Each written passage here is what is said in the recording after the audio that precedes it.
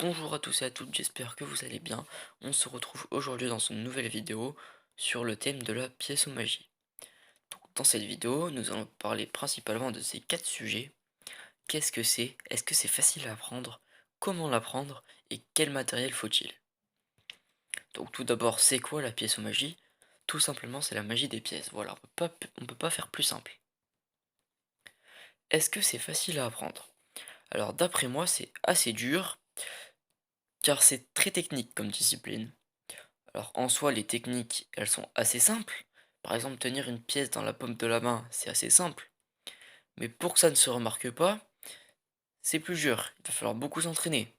Par exemple, si vous voulez tenir une pièce dans la paume de votre main sans que ça se remarque, et ben, il va falloir beaucoup s'entraîner, souvent avoir une pièce dans la paume de votre main, et après vous y arriverez parfaitement bien.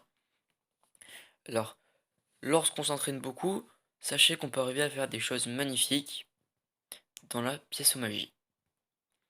Donc, comment l'apprendre? Donc pour l'apprendre, je posterai des vidéos sur la chaîne dans lesquelles je vous apprendrai les principales techniques de base, notamment l'empalmage.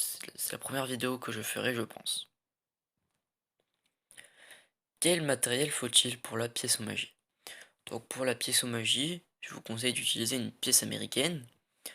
Pourquoi? Parce que c'est une pièce qui est assez grosse et qui ça peut être donc plus facile de faire certaines manipulations avec.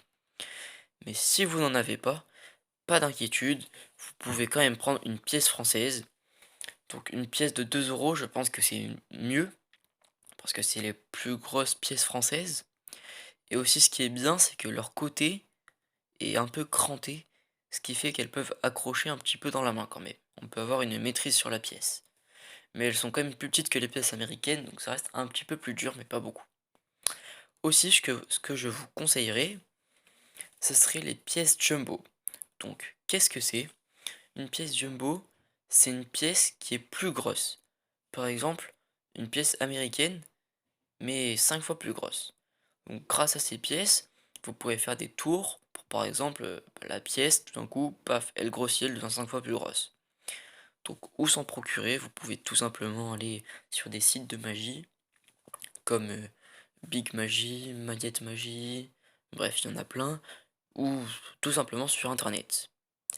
Voilà, j'espère que cette vidéo vous aura plu, n'oubliez pas à vous abonner, liker et dites-moi en commentaire si vous avez des questions. Bye bye, à bientôt.